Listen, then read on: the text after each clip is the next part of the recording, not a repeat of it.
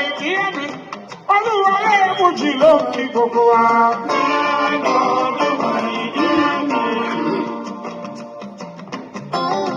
Olúwa ẹ̀ẹ́mùjì ló ń kí gbogbo wa.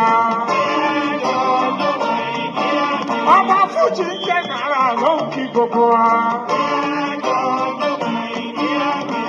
Ẹnu kọ́lọ́rọ̀ ya ilé wá ṣubú. Bàbá yìí láyọ̀ fẹ́ Olódùmarè. Olúwa ẹ̀ẹ́mùjì ló máa kí gbogbo wa. Alágídí èèyàn ẹ̀yà wá sí dada. Básúdádá kẹfọ́ ló lẹ́jọ́. أعوذ بالله من الشيطان الرجيم بسم الله الرحمن الرحيم إن الحمد لله ونحمده ونستعينه ونستغفره ونعوذ بالله من شرور أنفسنا ومن سيئات أعمالنا من يهد الله فهو المهتدي وأشهد أن لا إله إلا الله وحده لا شريك له adúpẹ́ fún Ọlọ́run Ọba àṣekí àti gẹ̀fà Ànábì Muhammad sallallahu alaihi wasallam àti gbogbo àwọn ẹni Ọlọ́run tabi'in tí wọ́n ti bá Ànábì wa Muhammad sallallahu alaihi wasallam ṣe. Kí ni nǹkan tí a tún fẹ́ bára wa sọ lónìí nípa èyí tí àwa ní ká máa sọ nípa ẹ̀ fún àwọn ọmọ ẹ̀dá Ádámù. Kí ni nǹkan tí a fẹ́ bára wa sọ̀rọ̀ nípa ẹ̀ lónìí? Òun náà nípa nǹkan tí wọ́n ń pè ní how to maintain a healthy relationship. It takes a lot to maintain a healthy relationship because gbogbo wa àti ríra wá rí pé èmi a máa ríra mi ní ara pé mi nídìí obìnrin ní láìfù obìnrin náà máa rí rẹ̀ ní ara pé òun ò nídìí ọkùnrin ní láìfù òun. Then àdẹ̀jọ́ nídìí ara wa no matter what, irrespective of who you are. Ìtọ́filé mú Ànábì Muhammad sallallahu alaihi wasallam tó ní pé an-nikahu sunnati, tó ní pé kéèyàn ṣe ìgbéyàwó kí ọkùnrin kó fẹ́ obìnrin kí obìnrin kó fẹ́ ọkùnrin pé súnnà àwọn Ànábì Muhammad sallallahu alaihi wasallam. Tó wá ní wa man ragaba sunnati, ẹni tó bá wá tàpá sí irú súnnà bẹ́ẹ̀ tí ò tẹ̀lé súnnà èmi Ànábì Muhammad sallallahu alaihi wasallam, a jẹ́ pé kò í ṣe ìjọ èmi Ànábì. Ànábì náà Muhammad sallallahu alaihi wasallam náà ló tó wá sọ, ó ní al-mar'u ma'a man ahabba, ó ní ọmọ èèyàn ó máa bẹ pẹ̀lú ẹni tó nífẹ̀ẹ́ sí. That is to say, gbogbo ẹ̀dá láyé ló wà tantamous pé kó ní olólùfẹ́ lábẹ́ bó ṣe wù kó rí, lábẹ́ bóyá o ní ni o bóyá o ní ni o, orí jẹ ni o orí jẹ ni o, orí mu ni o gbọ́dọ̀ ní olólùfẹ́. Látara olólùfẹ́ yìí ni Ọlọ́run wa máa tún ṣe àìmọye oríṣiríṣi nǹkan fún ẹ̀dá wa, fún oníkálukú. Látara pé òrí jẹ ṣùgbọ́n torí pé olólùfẹ́ Ọlọ́run wà á ran olólùfẹ́ ìsí ẹ. Látara pé òrí ṣe ṣùgbọ́n o ní olólùfẹ́ Ọlọ́run wà á ran olólùfẹ́ ìsí ẹ. Ṣùgbọ́n Ànábì Muhammad sallallahu alaihi wasallam tó ní al-mar'u ma'a man ahabba, ó ní ọmọ èèyàn máa bẹ pẹ̀lú olólùfẹ́ pẹ̀lú ẹni tó nífẹ̀ẹ́ sí. Ó wá jẹ́ pé ní ẹ wá súnmọ́ ni o, ó wá ń jìnà ni o. Ó dà gẹ́gẹ́ bí tí àwọn olóyìnbó sọ, wọ́n ní out of mind is not out of sight, out of sight is not out of mind. Èèyàn lè má sí tòsí ẹ ṣùgbọ́n tí ó dẹ̀ fẹ́ràn ẹ̀jẹ̀ tẹjọ́ ń fẹ̀gbẹ́lẹ̀gbẹ́ lọ. Èèyàn dẹ̀ lè wà lẹ́gbẹ̀ẹ́ kẹjọ súnmọ́ra yín kẹ̀dẹ̀ tún fẹ́ràn ara yín bí ẹlòmíì tí wọ́n sì wà tí wọ́n tún jìnà síra wọn ní ara, wọ́n tún jìnà síra wọn ní ẹ̀mí. Ìyẹn ló yóò wá pé ìgbìyànjú láyé ní orí ìfẹ́ inú tó jẹ́ pé ó yẹ kéèyàn gbìyànjú ni. Kò sí bó ṣe wù kórí láyé tí o bá ń bá ẹni tí o nífẹ̀ẹ́ gbé, ẹ máa rí pé ìgbésí ayé yín dẹ̀ máa rọrùn, even kó má sí owó púpọ̀ ńbẹ̀. A mọ̀ pé nínú tó máa ń mú ìfẹ́ dùn òun náà ni owó. Torí àwọn bàbá wa gan sọ pé wọ́n ní kí ló jáde láyà bí àìlówó lọ́wọ́, wọ́n ní àìlówó lọ́wọ́ gangan bàbá ìjáyà ni. Àwọn ní Yorùbá náà wọ́n tún sọ, wọ́n ní ọ̀rọ̀ débi owó ẹni ò le, ṣé mọ̀ pé bí owó gangan ló ti le ni. Àwọn bàbá wa náà wọ́n tún sọ, wọ́n ní owó ṣe ohun gbogbo tán, wọ́n ní owó àpèkánukò. kò wá síbi tẹ́ fẹ́ wò láyé, kò síbi tí ẹ lè sọ pé tówó kékeré báyìí ni. Wọ́n ní gbogbo ẹ̀dá tó bá ní kékeré ni tówó, wọ́n ẹ̀dá náà ti kú. Kọ́lọ́run fún wa lówó. Kò wá ṣe pé kó pọ̀ jù, because sometimes tówó bá ti wá pọ̀ jù, ẹni tó ní òtún ní gbádùn ẹ̀.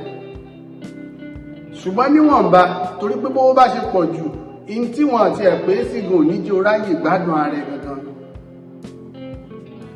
So kí ni nǹkan tá a fẹ́ bára wa sọ? Òun náà nípa pé how to have a healthy relationship tó jẹ́ pé ìgbésí ayé yín ó dẹ̀ máa rọrùn. Ẹ̀yin ní ẹ̀ẹ́dẹ̀jọ́ máa gbégbèsí ayé pé Ọlọ́run ṣé o tó fún mi ní ìfẹ́ tèmi. Àwọn mẹ́ta kan, ìfẹ́, owó àti ayọ̀, àwọn mẹ́tẹ̀ẹ̀ta ni wọ́n jẹ́ àlejò. Wọ́n á wà níta àwọn ọkùnrin àti ìyàwó kan tó jẹ́ pé wọ́n rí jẹ wọ́n rí mu. Ìgbà tí wọ́n rí jẹ tí wọ́n rí mu, bí ó ṣàṣe gbàgbèsí ayé wọn lọ nìyẹn. Inú ilé wọn ò kí ń dùn, wàhálà máa ń ṣẹlẹ̀ nínú ilé náà. Wọ́n wá yọjú síta ni ọkọ ìwá yọjú síta ló wá ní a rí ìgbésí ayé tẹ̀yin méjì jọ ń gbé, ṣùgbọ́n ìkánnú wa lọ́lọ́run yọ̀ǹda kó wá bá yín gbé. Ẹ wá gbọ́dọ̀ mú kánú wa. Tí kan tẹ́ bá ti wá mú ìhun náà ní ẹjọ́ wọn gbé lọ títí ayérayé. Ló wá béèrè ní ó wá sọ fún wọn pé ìfẹ́ wà nínú àwọn, owó wà nínú àwọn àti ayọ̀. Ọkọ wá ní kọ́kọ́ lọ sọ fún ìyàwó ẹ̀ kan jọ rò ó pé tó bá ti jọ rò ó kan jọ wá fáwọn lábọ̀ láàrin káṣẹ́jú ká tó lajú. Ọkọ dé nínú ilé ó sọ fún ìyàwó pé bóun la ṣe fẹ́ ṣe ìyà owó, ìfẹ́ àti ayọ̀ wà níta, èwo ni ká mú bẹ̀ tó bá ti náyọ̀ ó ti tọ́nu lé wa. Ìkan tún níta bá ti náwó, owó la ní ìdínú lé, ìkan nífẹ̀ẹ́ la ní ìdínú lé. Àwọn méjì ṣàjọ compromise. Wọ́n wá ní káwọn mú ìfẹ́. Ìgbà tí wọ́n wá mú ìfẹ́, tí wọ́n wá gbà pé ìfẹ́ làwọn fẹ́ mú, àwọn méjì wá mú ìfẹ́ wọlé. Ìfẹ́ wá ní ó ní Ọlọ́run máa ṣàánú yín o, torí pé ìfẹ́ tẹ́ mú yìí, ibi tí ìfẹ́ bá wà, ibẹ̀ láyọ̀ máa ń wà, ibẹ̀ lówó máa ń wà. Ká lówó lẹ bá mú ni owó náà ni ìbá kó bá yín. Ká ní ayọ̀ lẹ bá mú ni ayọ̀ náà ni ìbá padà pa yín, torí ìṣẹ́ kì í pa ni ayọ̀ ló ń pààyàn. Ṣùgbọ́n ìfẹ́ tẹ́ mú, ibi tí ìfẹ́ bá wà, owó máa débẹ̀, ayọ̀ máa débẹ̀. Ìyẹn ló ń jẹ́ ká mọ̀ pé ilé ayé a nídìí ìfẹ́. Ibo wá nífẹ̀ẹ́ ti bẹ̀rẹ̀ látọ̀dọ̀ ọkọ àtìyàwó ni. Láti ọ̀dọ̀ kí ni o? Láti ọ̀dọ̀ ọkọ àtìyàwó. Màá sọ nǹkan 6 tó yẹ pé nínú ìgbéyàwó tó bá ti lè wà nínú ìgbéyàwó, ẹnówó ẹṣẹ ẹríjẹ inú yín á dẹ̀ máa dùn látara pé ẹ bá fẹ́ràn ara yín. I just want to discuss the tips, 6 tips that make a good or that can maintain a healthy relationship. That can give you a healthy relationship, that will give you everlasting relationship. The first is communication. Communication is the key of relationship. If there is a good communication between husband and wife, there will be a very healthy relationship. The second one is practice empathy and understanding. Kémi máa gbà fún ìyàwó mi, ìyàwó máa gbà fọ́kọ. That is the empathy and understanding in relationship. That will give you a very healthy relationship. Number 3 is respect. To respect each other and the boundaries. Mo mọ boundary ìyàwó mi mọ boundary mi, ó dẹ̀ respect mi. Tí bá sọ pé mi ìfẹ́ tó náà bá náà òfẹ́lẹ̀, òun náà òfẹ́ nìyẹn. Period. Kò sí wàhálà ń bẹ̀. That is a respect, because they said respect is a reciprocal. When I give you respect, when you respect me, I give you respect. But when you disrespect me, I will disrespect you. That is respect. That is number 3. Number 4 is make time for each other, to always have a time together, to dine together, to wine together, to couple together. èmi ò láì kí máa tẹ̀lé ọkọ mi káàkiri, èmi ò láì kí máa tẹ̀lé ìyàwó mi káàkiri, ò fẹ́ràn ẹ̀ ni. Ṣé yóò wá gbọ́kọ lérí ni? Ta lèèyàn tún gbé lérí bí òṣè lọ pé bàbá ẹ̀ lérí ńgbà náà? Ta lèèyàn ń gbé lérí bí òṣọkọ? Wọ́n á tún pè wọ́n ní agbọ́kọ lérí pàǹtìtì. Ta lèèyàn ìbá gbé lórí tí ò bá ṣọkọ? To make a time for each other, ẹ fúnra yín ní àyè tí ẹjọ́ máa wà, ibi kẹjọ máa wà, kẹjọ máa jẹ, kẹjọ máa mú, kẹjọ máa ṣe gbogbo ẹ̀yẹ. Bí ò fẹ́rẹ̀ dára tẹ́lẹ̀ á bẹ̀rẹ̀ sí ní fẹ́rẹ̀, bí wọ́n kò fẹ́rẹ̀ dára tẹ́lẹ̀ wà bẹ̀rẹ̀ sí ní fẹ́rẹ̀, torí pé o ti máa gbà pé option ni kò fẹ́rẹ̀ torí o ti mú kúrò lé wọn.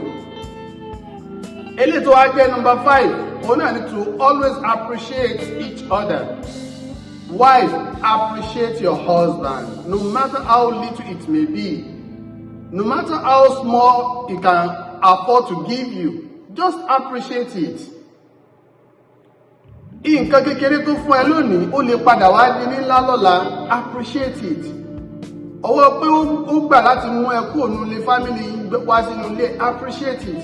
Ọwọ́ pé òun náà gbà láti bẹ gbénu yàrá kan tó ń gbé ìwọ ọkùnrin, appreciate it. Ọwọ́ pé ẹ̀bà ló ń jẹ, ó dẹ̀ mú wá òun jẹ chicken, jẹ everything tó ní tí wọ́n ń jẹ nílé tiwọn, ṣùgbọ́n ó gbà láti wá máa bẹ ìjẹba, appreciate it.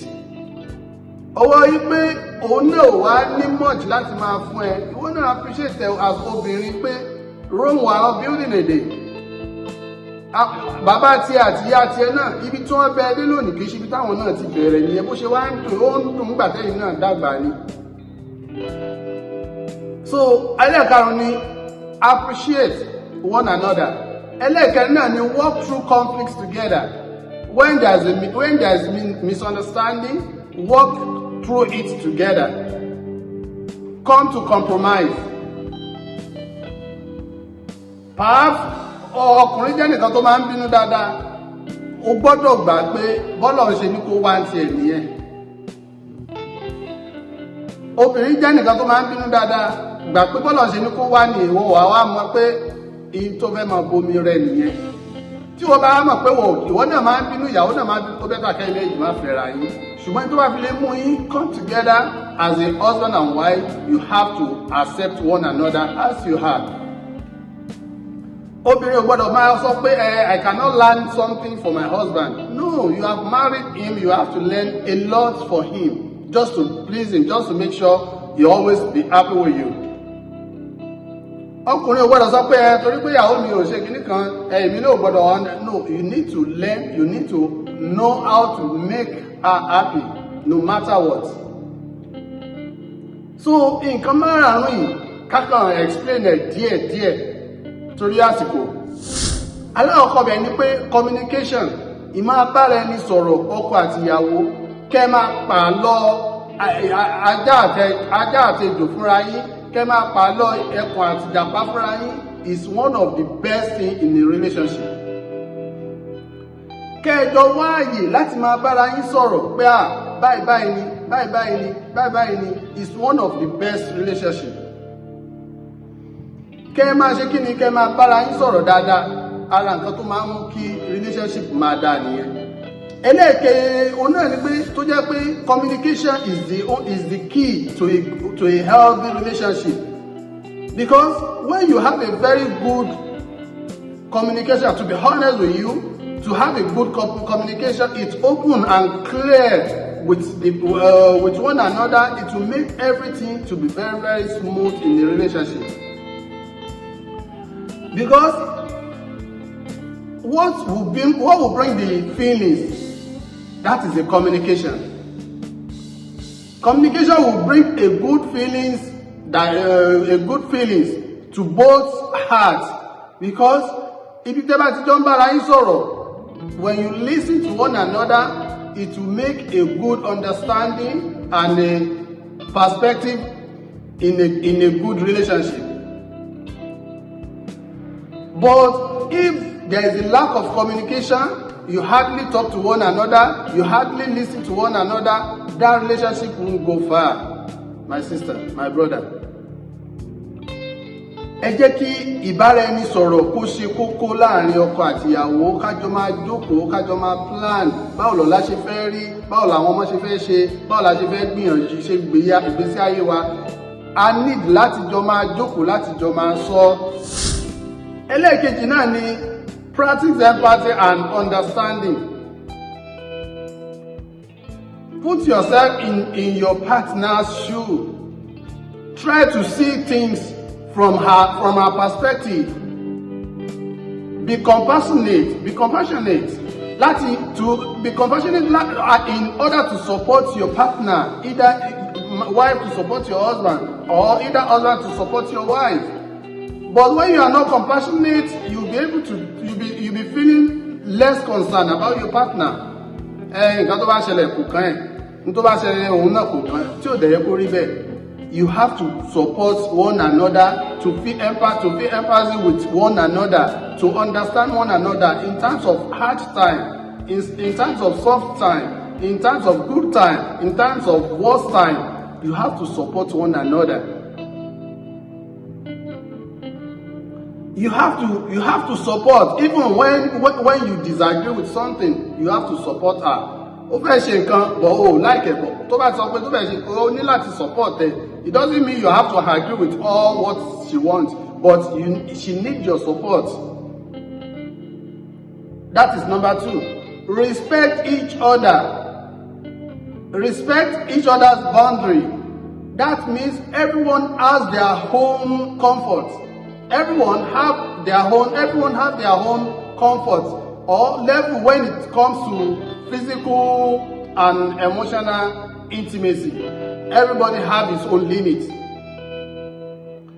So make sure you are both on the same page and respect each other's boundaries.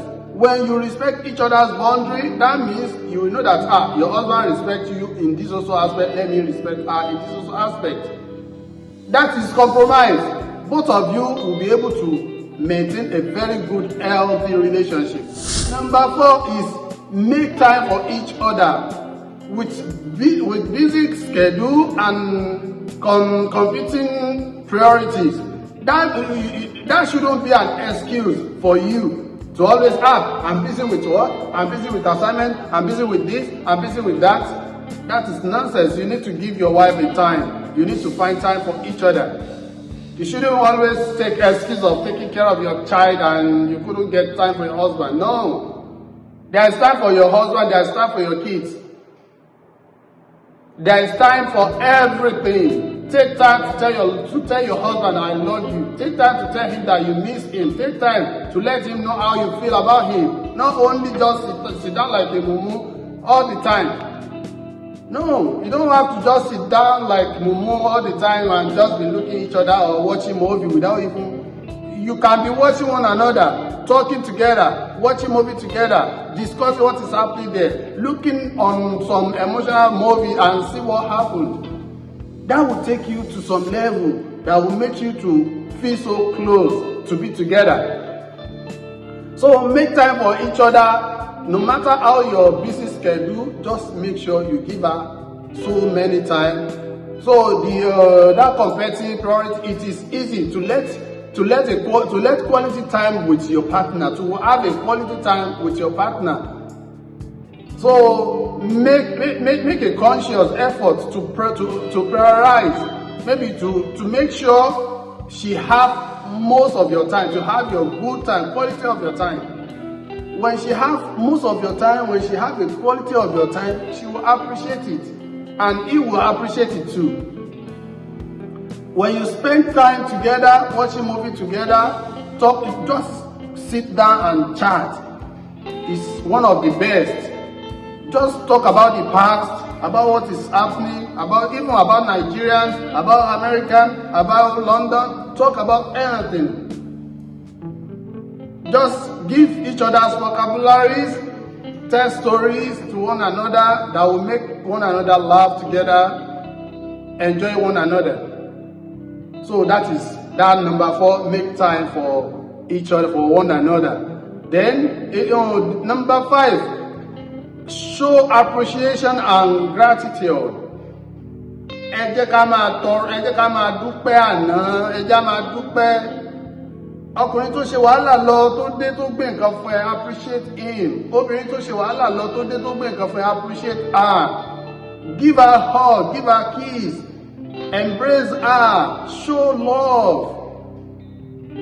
You have to show love. No matter what, you have to let her appreciate. You have to let her know that you really appreciate whatever, how little, how small it may be. You have to let him understand that you really appreciate whatever he give you. Let him know that you always appreciate whatever support he is giving the family. Appreciate your wife in any aspect that she is doing her best to make sure everything is tidy in the house. Appreciate her when she is washing your clothes. Appreciate her. She's not your servant. She's not your slave. Appreciate her when she's cooking for you. She's not your cook. She's not your cook. She's not your chef.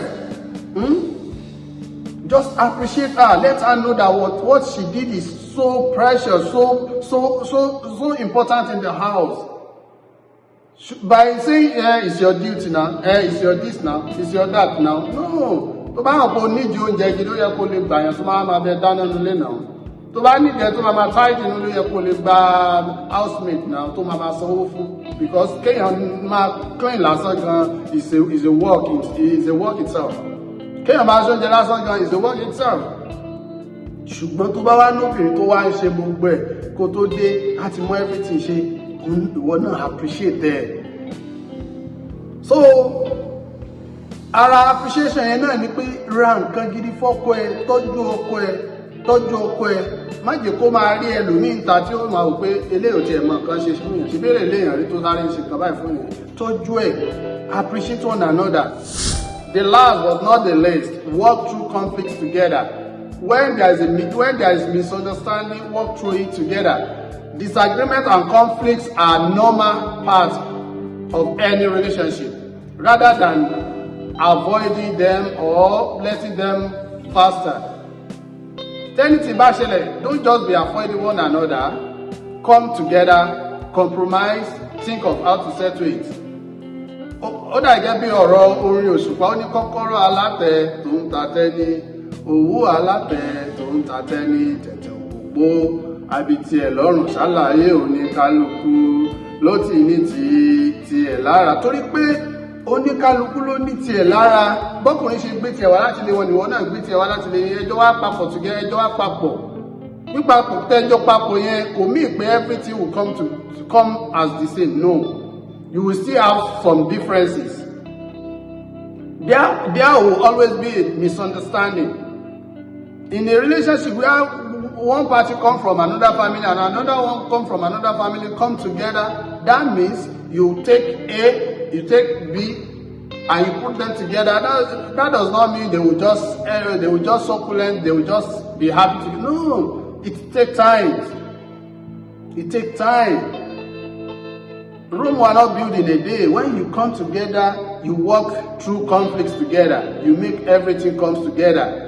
Through to being together, always respect one another and always support one another. That will give you a very healthy relationship. So tí ẹ̀yin méjì bá ti lè wá jọ wò pé ká jọ ṣe báyìí, inú ilé náà ò ní ṣe dáadáa. Inú ilé ò ní ṣe kíni kò ní ṣe dáadáa. Táwa méjì bá ti jọ wá jọ jókòó, tá jọ sọ papọ̀, ìyẹn náà ni ó jẹ́ kí ìgbésí ayé kó rọrùn. Ọlọ́run ọba kó má ṣàlàyé wá ṣàánú ẹnìkọ̀ọ̀kan wa. Gbogbo ètí aṣọ lónìí, ètí àwa tún mọ̀ pẹ̀ nìyẹn.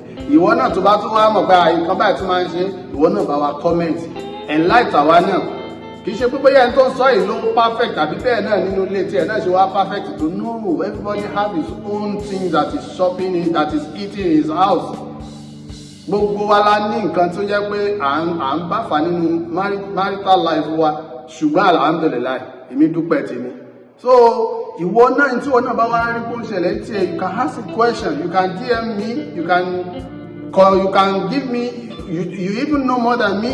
so ìwọ náà tún lè díẹ̀ nípa ẹ tún fi nǹkan báyìí kún ẹ tún fi nǹkan báyìí kún àwọn náà tún sọ fáyé gbogbo wa ò lè sọ fáyé àwọn tó lọ bá rán kán lọ máa sọ fáyé ìwọ náà encourage wọn láti máa ṣe kí ni share ẹ comment jẹ́ ká like ẹ kò jẹ́ ká mọ̀ pé appreciate ní táwa náà ṣe ọlọ́mọṣẹ́ àwọn aṣáájú ẹni kọ̀ọ̀kan wa subhana rabbika rabbil izzati amma yasifun wassalamu ala al-mursalin walhamdulillahi rabbil alamin.